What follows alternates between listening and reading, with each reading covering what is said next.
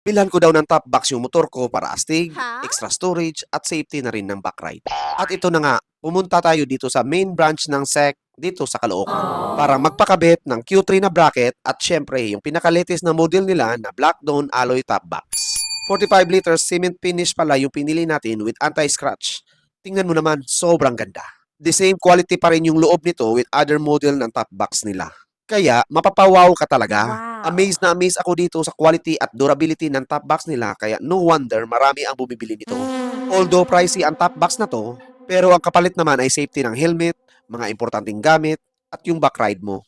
Kaya hindi ka talaga manghihinayang sa gastos. Kung ako sa'yo, bumili ka na. Kailangan mo talaga to. Lalo na kung palagi kang may angkas at marami kang bitbit na binibili.